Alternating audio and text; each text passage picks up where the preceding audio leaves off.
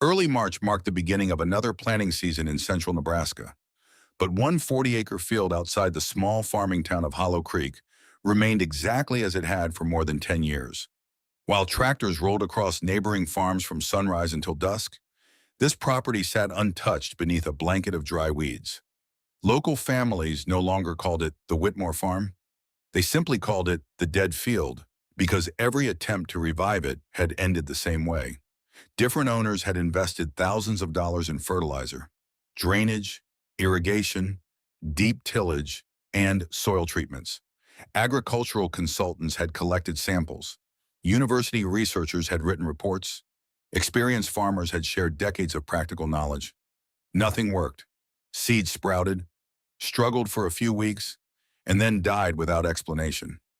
Eventually, the Whitmore family abandoned the property, locked the barn, and walked away, leaving behind a mystery everyone believed had already been solved. On a cold Monday morning, a dusty blue pickup rolled through the rusted front gate and stopped beside the abandoned barn. The driver, 25-year-old Ethan Carter, climbed out carrying a soil probe, a GPS receiver, a field notebook, and several empty sample bags. Ethan was completing the final internship of his graduate program in soil science at University of Nebraska, Lincoln, and his assignment seemed straightforward: revisit several abandoned farms, verify existing data, and prepare updated recommendations for the county extension office. According to every report he had reviewed before arriving, the dead field contained nothing worth investigating. Ethan expected to finish his survey within a few hours before driving to the next property. He marked his first sampling point, pushed the steel probe into the ground, collected the soil, labeled the sample, and recorded its location. The first result matched the historical reports almost perfectly. The second did too. So did the third: low organic matter, severe compaction, extremely poor moisture retention. Everything suggested that the land had lost the biological activity needed to support healthy winter wheat. Around mid-morning, an older farmer driving past slowed his pickup beside the fence and watched Ethan continue working. University, he called. Ethan nodded. Internship. The farmer smiled politely before shaking his head. You're about the sixth person I've seen out there in the last 10 years. Nobody ever finds anything except disappointment. Ethan thanked him for the warning and continued his work after the truck disappeared down the road. He had learned long ago that experienced farmers rarely dismiss science. They simply trusted results more than theories. And this field had produced the same disappointing result for everyone who had examined it.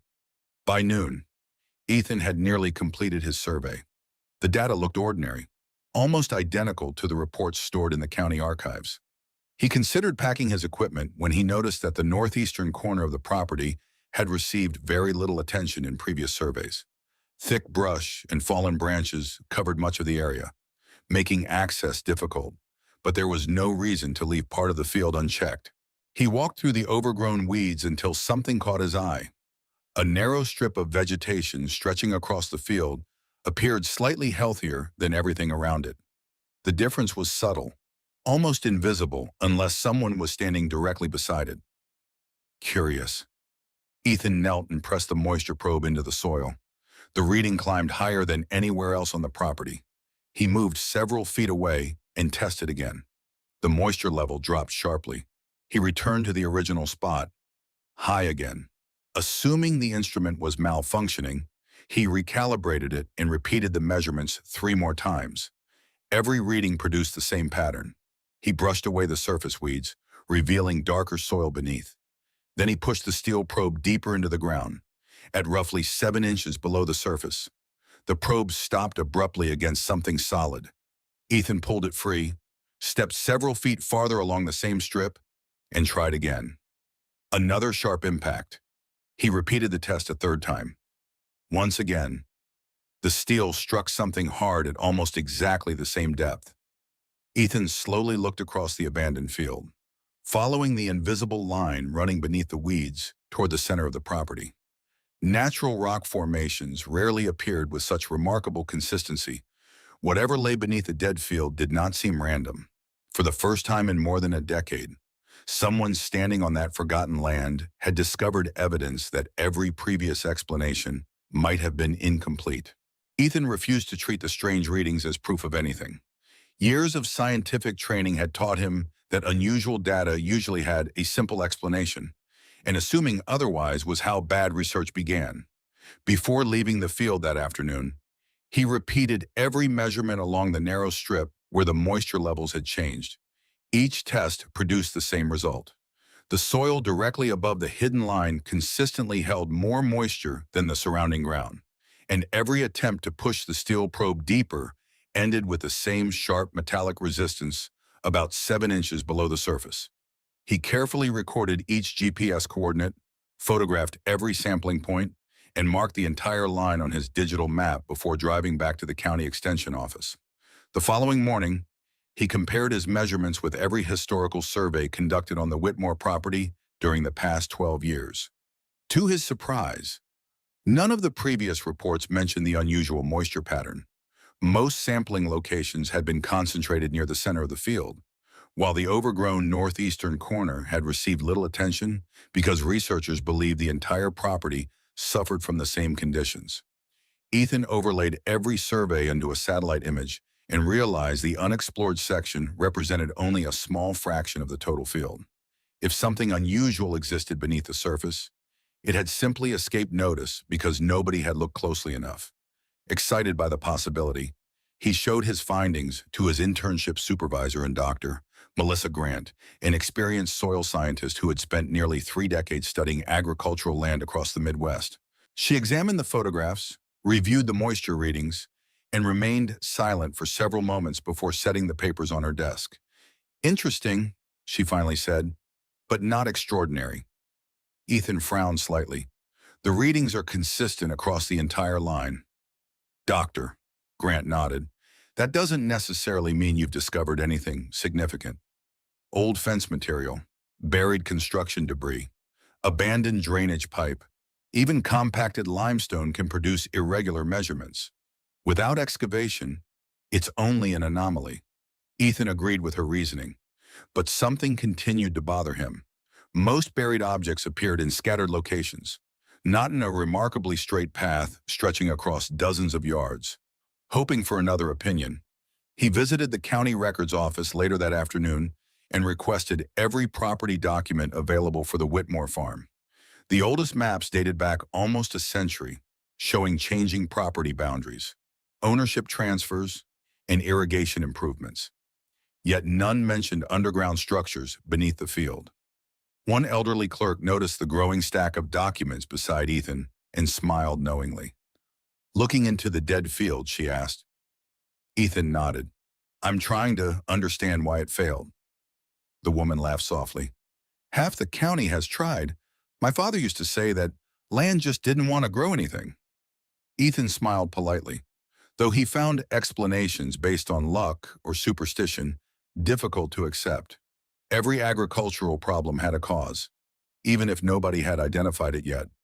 That evening, he returned to the property carrying a portable metal detector borrowed from the extension office. If buried machinery or scrap metal explained the repeated impacts, the detector would identify it immediately. He slowly walked along the moisture line as the evening sun dropped toward the horizon. The detector remained almost completely silent. A few weak signals appeared near the old barn, where rusted nails littered the ground. But the mysterious strip itself produced nothing strong enough to explain the solid obstruction beneath the soil. Ethan stopped, looked back across the quiet field, and realized the evidence was becoming more confusing instead of less. The object hidden below the surface was large enough to stop a steel probe again and again, yet contained little or no metal. It influenced soil moisture over a long distance, but had never appeared in previous investigations.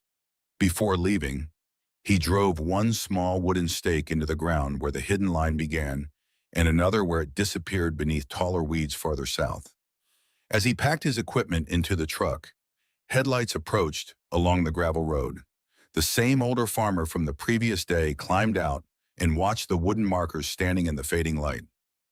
"Still chasing ghosts?" he asked with a grin. Ethan looked toward the stakes. "Maybe, or maybe everyone has been looking in the wrong place." The farmer folded his arms and stared at the abandoned field for several seconds before replying, "If you're planning to dig, don't waste your money. 3 different owners brought excavators here over the years. They never found anything worth remembering. The words lingered in Ethan's mind long after the truck disappeared into the darkness.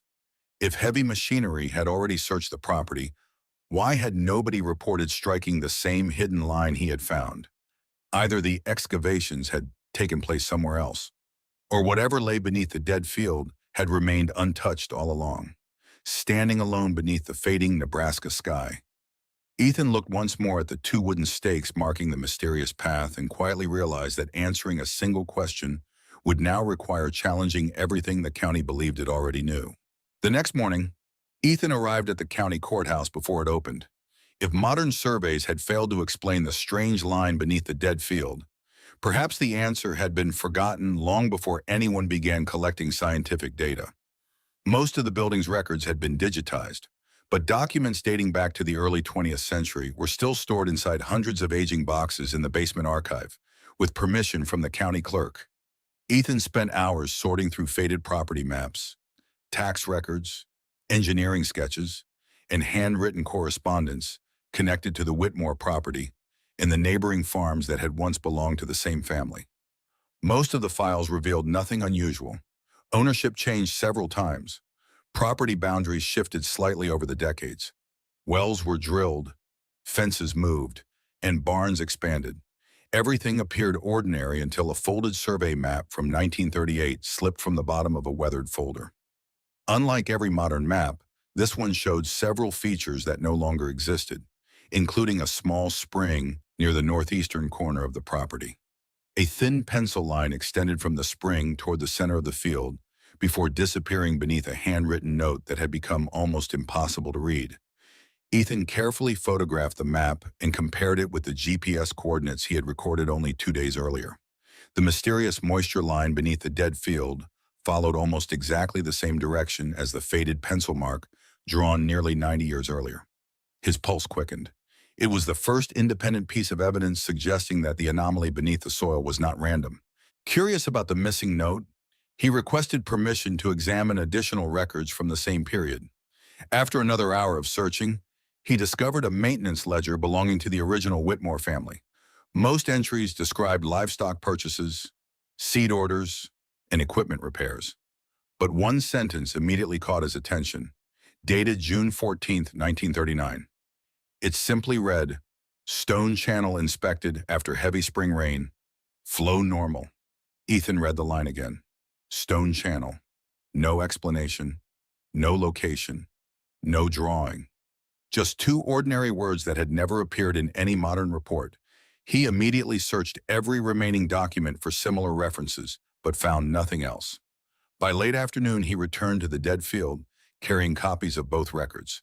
Standing beside the first wooden stake, he aligned the old survey map with the landscape surrounding him. The abandoned spring shown on the map had long since disappeared beneath weeds and accumulated soil. Yet the direction of the pencil line matched his GPS measurements almost perfectly. He slowly walked along the invisible path, stopping every few yards to compare the historical map with the present-day terrain. Although the surface appeared almost flat, subtle changes in elevation became noticeable once he knew where to look. The mysterious line crossed the property with remarkable precision, avoiding natural depressions and maintaining a gentle, consistent slope toward the center of the field. That was not how nature usually worked. It looked planned before sunset. Ethan collected another series of soil samples on both sides of the hidden line. Back at the temporary laboratory provided by the Extension Office, he compared moisture content, soil texture, and microbial activity. Once again, the results were unmistakable. Samples taken directly above the buried feature consistently retained more moisture and supported healthier microbial populations than samples collected only a few feet away. The difference was small, but statistically consistent. Something beneath the surface had been influencing the soil for decades, perhaps even longer. Ethan summarized his findings and presented them to Dr. Grant the following morning. She listened carefully, studied the old map, and admitted the historical evidence was intriguing. Even so, she remained cautious. Historical records can point us in the right direction, she said, but they aren't proof. Before anyone approves excavation, we'll need stronger evidence. Ethan understood.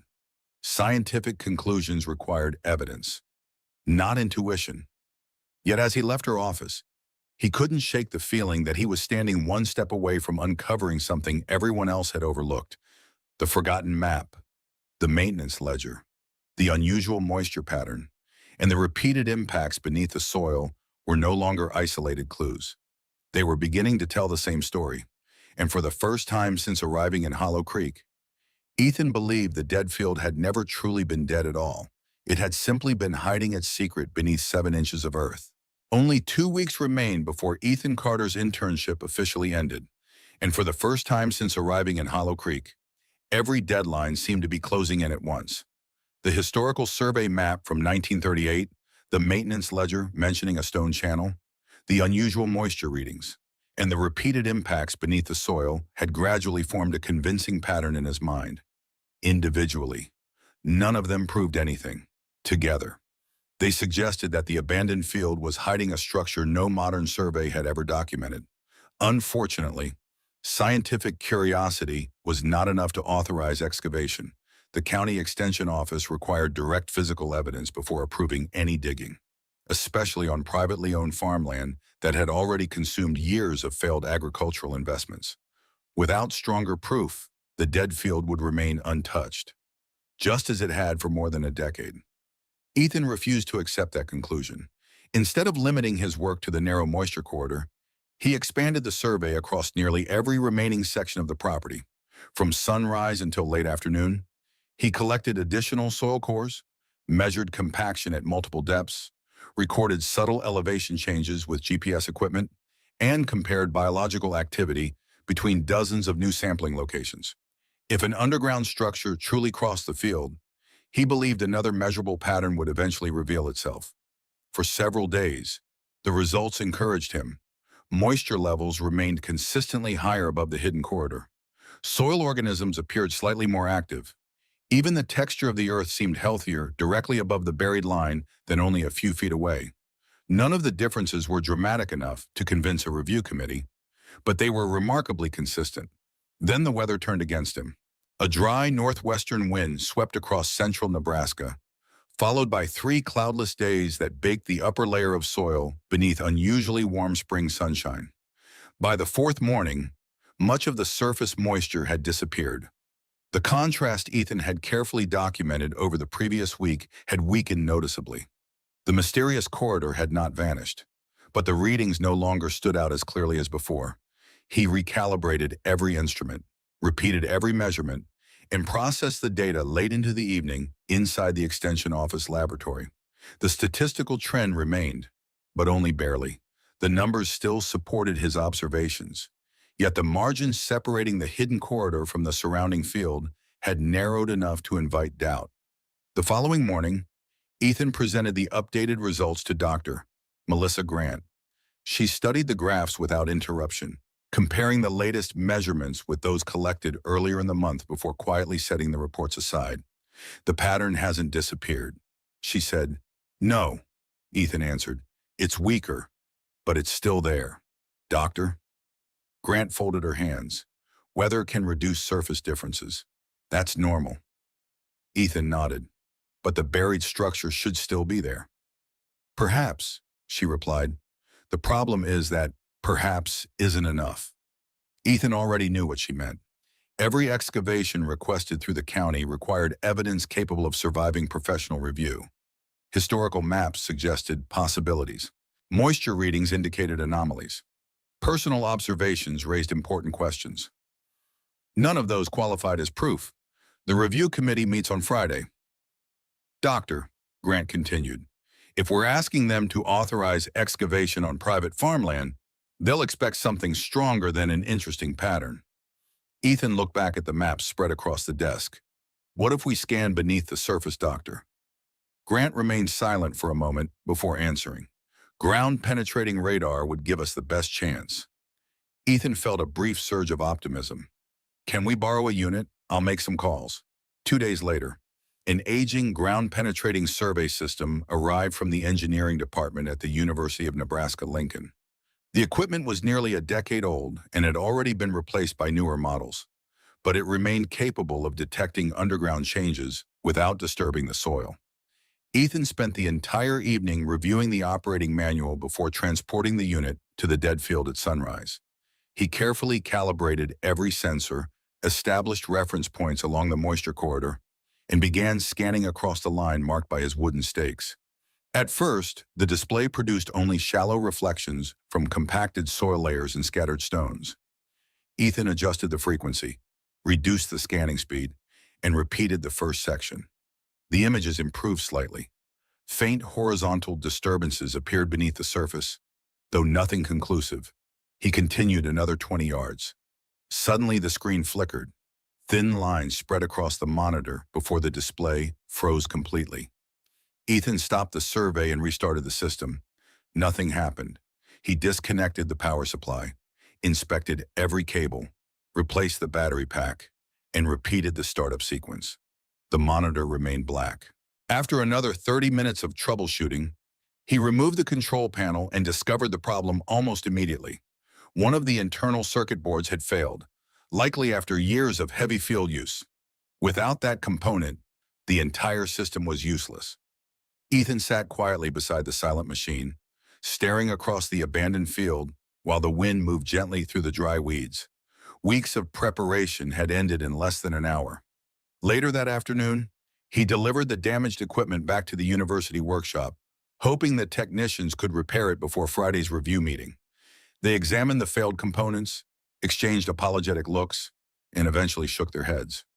Replacement parts had been discontinued several years earlier. Another compatible unit was available at a research center hundreds of miles away, but transportation alone would take longer than the time remaining in Ethan's internship. When he returned to the extension office, another setback was already waiting. Doctor, Grant had just finished speaking with county administrators. The remaining budget allocated to abandoned farmland investigations had officially been exhausted. Every unfinished survey would be closed at the end of the month unless extraordinary evidence justified emergency funding. Ethan understood immediately what that announcement meant.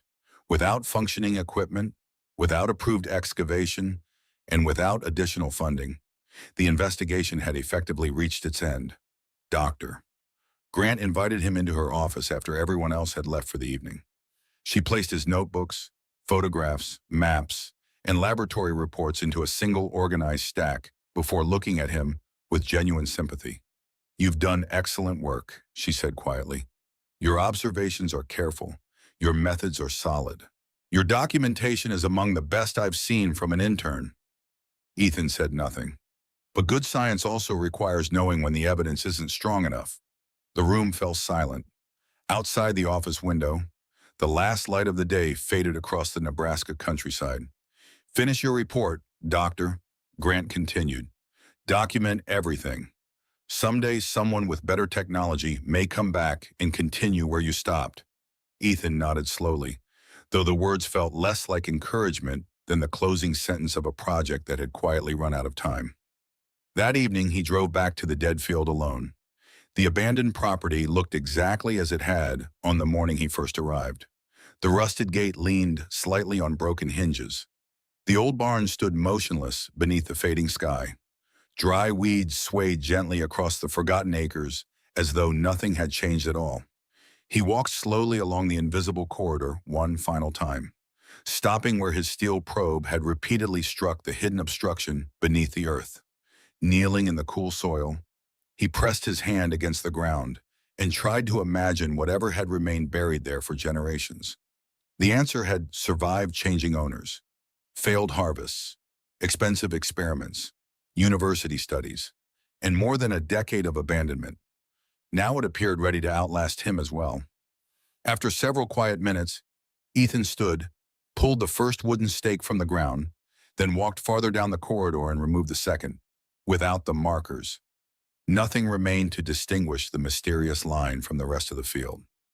As darkness slowly settled across the Nebraska plains, he loaded the stakes into the back of his pickup, closed the tailgate, and looked across the silent land one last time. For the first time since beginning the investigation, He allowed himself to consider the possibility that the dead field might never reveal its secret at all.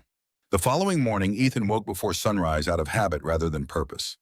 His internship officially had less than 2 weeks remaining, yet for the first time since arriving in Hollow Creek, he had nowhere he truly needed to be.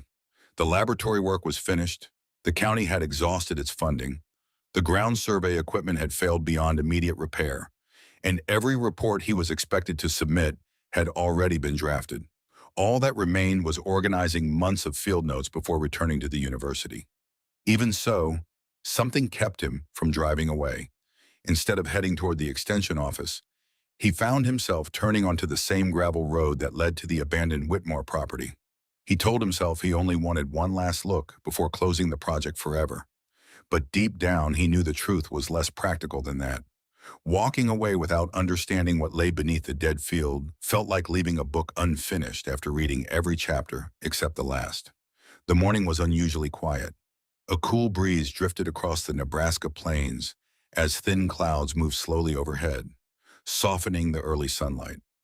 Ethan parked beside the rusted gate and walked toward the northeastern corner where he had first discovered the unusual moisture readings weeks earlier, without the wooden stakes marking the hidden corridor.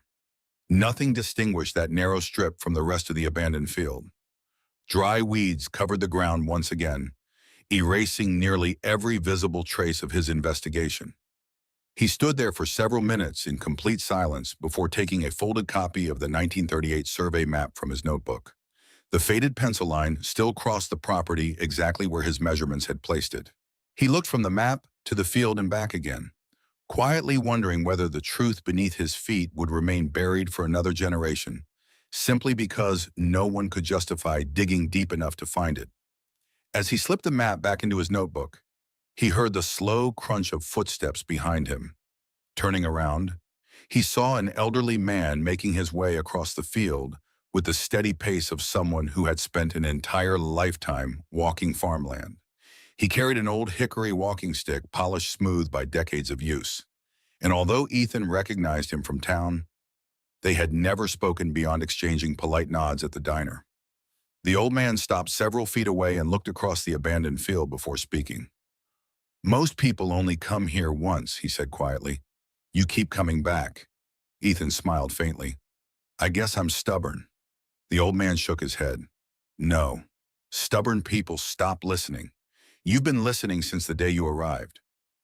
For a moment, neither of them spoke. The wind moved gently through the dry grass between them. Finally, the old man extended his hand. "Walter Hayes," Ethan introduced himself, though he suspected Walter already knew exactly who he was. News traveled quickly in a town the size of Hollow Creek. Walter glanced towards the northeastern corner of the property before asking a question no one else had ever asked. "Did you find it where the ground stays cooler?" Ethan looked up immediately. How did you know that Walter didn't answer right away? Instead, he slowly walked toward the same narrow corridor Ethan had spent weeks studying. After several careful steps, he stopped, pressed the tip of his walking stick into the soil, and looked across the field as though measuring distances only he could still remember. "My grandfather never explained much," he said at last. "He wasn't the kind of man who liked telling stories. But there were places on this farm where he wouldn't let us dig. Didn't matter whether we were planting fence posts or chasing rabbits. If we came anywhere near this part of the field, he'd tell us to move somewhere else." Ethan felt his attention sharpen. Did he ever say why Walter nodded slowly? Only once. He smiled at the memory before repeating the words exactly as he had heard them more than 60 years earlier. "Leave the ground alone. It's already drinking from below." Ethan stared at him without speaking. The sentence was strangely familiar, not because he had heard it before, but because it seemed to explain every unexplained observation recorded inside his notebooks. Walter continued walking, following a gentle curve across the abandoned field without looking at any map or marker. Every few yards he paused briefly, then continued again, as though guided by memories that had never completely faded. Ethan quietly opened his GPS map and compared Walter's path with the coordinates of the moisture corridor he had documented over the previous weeks. The two lines matched with astonishing accuracy. Neither man said a word as they reached the center of the field. Walter looked down at the ground beneath his boots and spoke almost to himself. I always thought my grandfather meant there was a spring under here. Ethan slowly shook his head. Maybe there still is. Or maybe there's something built to carry it. Walter looked at him for a long moment before asking the question that would change everything. If someone gave you one more chance, just one, would you still try to prove it? Ethan answered without hesitation. Tomorrow. Walter smiled quietly. Good. He turned toward town, resting both hands on his walking stick. Then don't pack your truck yet. There are still a few old farmers around here who remember things maps never recorded. The sun had barely risen above the Nebraska plains when the first pickup trucks began rolling toward the abandoned field. News of the previous evening's discovery had spread through Hollow Creek faster than anyone expected, drawing not only curious neighbors, but also local officials. A reporter from the county newspaper, and farmers who only days earlier had dismissed Ethan Carter's research as an expensive academic fantasy. The wooden stakes marking the mysterious underground line stood quietly in the pale morning light, surrounded by a crowd that spoke in hushed voices, as though everyone sensed they were about to witness something extraordinary. Ethan arrived carrying nothing more than his notebooks, measuring equipment, and a cautious optimism he had not felt since the beginning of the project. Standing beside him, Walter Hayes rested both hands on his weathered walking stick and stared across the field where his grandfather's strange warnings had echoed in his memory for more than 60 years. No speeches were made. No cameras rolled dramatically. A small excavator slowly moved into position, its engine breaking the silence as the operator lowered the bucket exactly where the survey markers intersected. The first layers of dry soil came away easily, revealing nothing but compacted earth that looked no different from countless other fields across Nebraska. 30 centimeters disappeared, then 50, at nearly 70 centimeters below the surface. The bucket suddenly stopped with a sharp metallic crack that echoed across the quiet field. The operator immediately shut down the engine. Everyone froze. The sound had not come from loose stone or buried scrap metal. It was solid, flat, and unnaturally uniform. Ethan climbed into the excavation pit and brushed away loose soil with his hands before asking everyone to stop using heavy machinery. If something significant truly lay beneath them, he refused to risk damaging it. Volunteers climbed down carrying shovels, small trowels, soft brushes, and buckets. For the next hour, they worked carefully, removing the soil one layer at a time until the edge of a smooth limestone slab slowly emerged from the ground. Another appeared beside it, followed by another. Each one fitted so precisely against the next that the seams between them were barely visible despite decades of burial. The stones formed a perfectly straight channel extending beyond the limits of the excavation. Walter removed his hat and stood silently at the edge of the pit, unable to hide the emotion in his face as memories from childhood suddenly became undeniable reality. Encouraged by the discovery, the volunteers expanded the excavation in both directions. As more earth disappeared, the true scale of the structure became impossible to ignore. The stone channel widened into a carefully engineered underground watercourse complete with side branches, sediment basins, inspection chambers, and narrow feeder channels extending toward different sections of the abandoned field. Every component had been constructed with remarkable precision using locally quarried limestone, shaped and placed without modern machinery, yet aligned with astonishing accuracy. Ethan moved slowly through the exposed sections, recording measurements while trying to contain his excitement. This was no simple drainage ditch built by a single farmer. It was an integrated irrigation network designed by people who understood water, soil, and seasonal rainfall far better than anyone had imagined. Comparing the dimensions with historical agricultural records, Ethan began assembling the story hidden beneath the earth. More than a century earlier, before electric pumps and modern irrigation transformed farming across the Midwest, local settlers had constructed an underground gravity-fed system that captured seasonal runoff, redirected shallow groundwater, and distributed moisture naturally beneath the field. Instead of flooding crops from the surface, the network allowed water to travel slowly through buried stone channels, keeping the soil evenly hydrated even during dry summers. Over generations.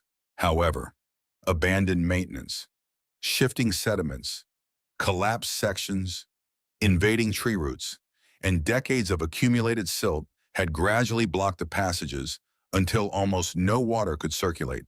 The field had not died because its soil was exhausted. It had simply been cut off from the hidden system that had sustained it for generations.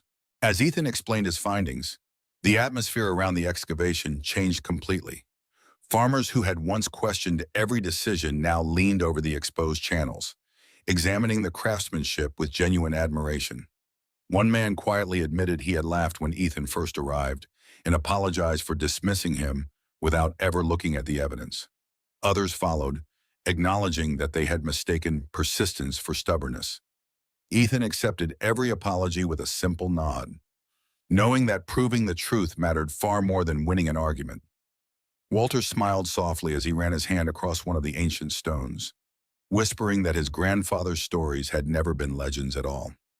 They had been forgotten history. Before anyone left that afternoon, the town reached an unexpected agreement.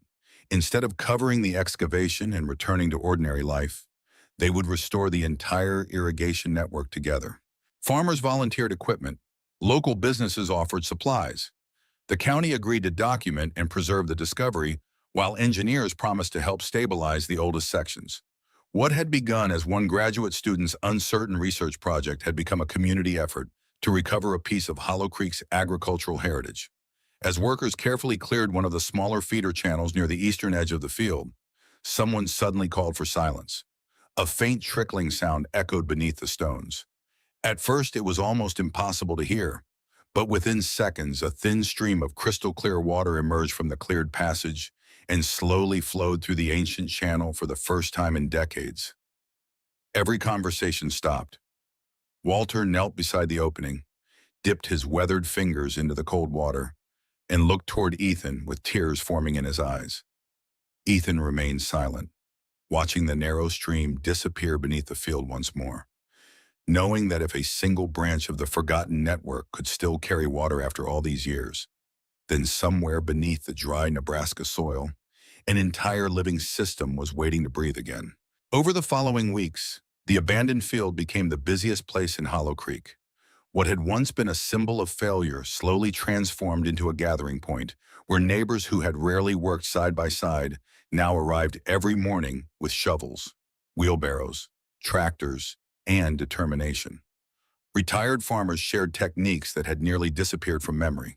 High school students volunteered after classes, and local business owners donated fuel, tools, and meals to keep the restoration moving forward. Ethan Carter found himself doing far less explaining and far more listening as experienced hands offered practical solutions to problems no university textbook had ever described. Every section of the ancient irrigation network revealed new examples of remarkable engineering. Some channels had collapsed under decades of pressure. Others were completely sealed by tree roots, while several sediment basins contained layers of silt that had accumulated for generations. Rather than replacing the old system with modern concrete pipes, the community agreed to preserve as much of the original craftsmanship as possible. Stone by stone, they cleaned, repaired, and carefully reassembled the channels, respecting the intelligence of the people who had built them more than a century earlier. County engineers who initially expected to supervise a simple excavation instead found themselves documenting an extraordinary example of a sustainable agricultural design that had operated entirely through gravity and natural water flow. Their reports suggested that the forgotten network had been decades ahead of its time, using the landscape itself to regulate moisture with almost no external energy. As repairs progressed, subtle changes began appearing across the field long before anyone planted a single seed. After the season's first steady rainfall, water no longer pooled aimlessly on the surface before evaporating under the Nebraska sun. Instead, it disappeared into the restored channels and quietly spread beneath the soil, exactly as the ancient builders had intended. Moisture sensors that Ethan installed throughout the property confirmed what the volunteers could already feel beneath their boots. Areas that had remained dry for years now held consistent underground moisture, while soil temperatures became noticeably more stable across the entire field. Small patches of green emerged almost unnoticed at first. Little clusters of native grasses pushing through the cracked earth where nothing had grown for years. Within days, those scattered patches connected into wider bands of healthy vegetation, following the invisible paths of the restored irrigation system. Farmers who had spent their lives judging land by instinct smiled as they knelt to examine fresh roots penetrating deeper into the revitalized soil. The change was gradual enough to remain believable, yet dramatic enough that no one who had seen the field a month earlier could deny what was happening. Local newspapers returned to document the transformation, followed by regional television crews curious about the young graduate student whose unlikely theory had united an entire farming community. Ethan repeatedly redirected every interview toward the volunteers standing behind him, insisting that the discovery alone would have meant little without the people willing to restore what earlier generations had built. Walter Hayes quietly became the unofficial historian of the project, sharing family stories that encouraged other longtime residents to search attics, barns, and forgotten boxes for old maps, photographs, and journals.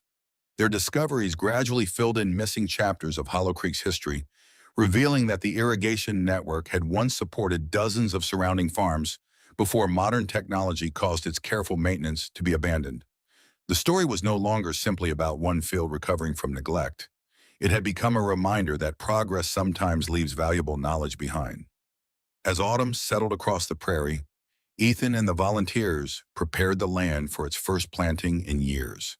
The soil that had once crumbled into lifeless dust now broke apart into dark, healthy layers, rich with moisture and organic matter. When the first rows of winter wheat cover crops were finally sown, no celebration followed. Only quiet satisfaction shared among people who understood that the real test still lay ahead.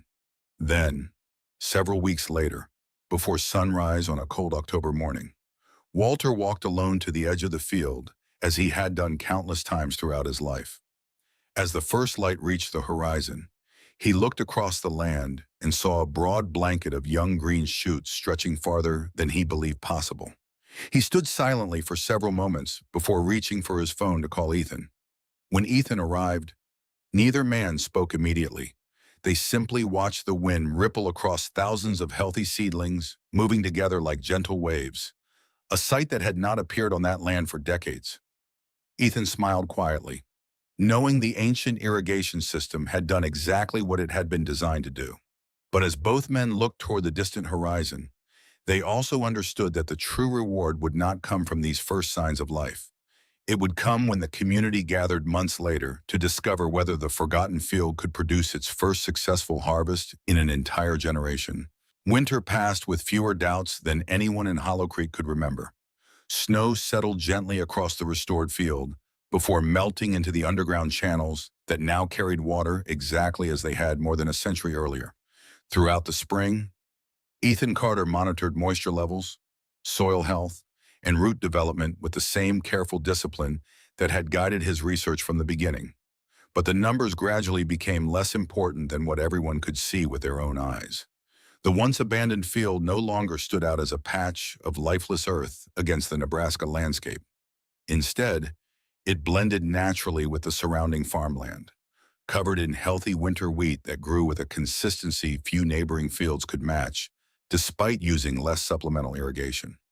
Farmers who had spent decades relying on expensive pumping systems visited almost daily, eager to understand how an engineering solution created by settlers generations earlier could still outperform many modern methods. University researchers arrived to document the restored irrigation network. Historians traced its origins through forgotten county records, and agricultural engineers praised its elegant use of gravity and natural groundwater flow. What had begun as one graduate student's unlikely hypothesis had become a nationally recognized example of sustainable farming, hidden in plain sight for decades beneath ordinary soil. Yet Ethan remained convinced that the greatest discovery had never been the stone channels themselves. It was the realization that knowledge could survive long after the people who created it were gone, waiting patiently for someone willing to ask the right questions instead of accepting easy answers. When harvest season finally arrived, the entire town gathered before sunrise just as they had on the morning of the excavation. Families lined the edges of the field, while combines prepared to enter the first rows. Walter Hayes stood beside Ethan, watching the golden winter wheat sway gently beneath a cool autumn breeze. Tears filled the old farmer's eyes as he admitted he had never expected to witness the land alive again during his lifetime. Ethan smiled quietly, remembering the afternoon months earlier when he had packed away his equipment, believing he was about to leave Hollow Creek in failure. Had Walter not crossed that field at exactly the right moment, the forgotten irrigation system might have remained buried for another generation. As the combines moved forward, healthy grain poured steadily into waiting trucks, producing yields that exceeded even the most optimistic projections. Cheers erupted across the field, but the loudest applause came not from celebrating a successful harvest. It came from recognizing what the harvest represented.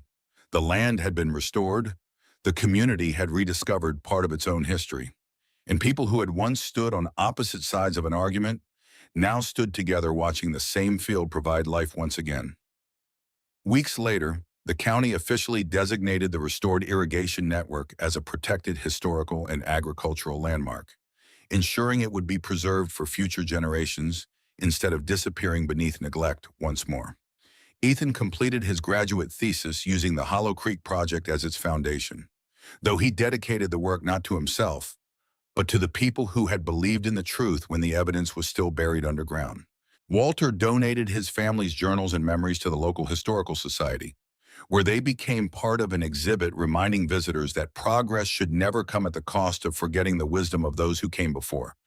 Before leaving Nebraska, Ethan returned alone to the edge of the field one final evening. The setting sun painted the ripened landscape in shades of gold, while a gentle breeze carried the familiar sound of water moving unseen beneath the earth. He realized that the greatest lessons of science were not found only in laboratories, sophisticated instruments, or published research. Sometimes they waited beneath forgotten fields, hidden inside old stories that everyone else had stopped believing. As Ethan walked back toward his truck, he glanced over his shoulder one last time at the thriving farmland stretching toward the horizon. The field had not been brought back to life by one discovery alone, nor by one determined researcher. It had been restored because curiosity overcame certainty, evidence overcame doubt, and an entire community chose to dig beneath the surface rather than walk away. And beneath every future harvest that Hollow Creek would celebrate, the ancient stone channels would continue doing exactly what they had been built to do so many generations before, quietly carrying life where almost everyone believed none remained.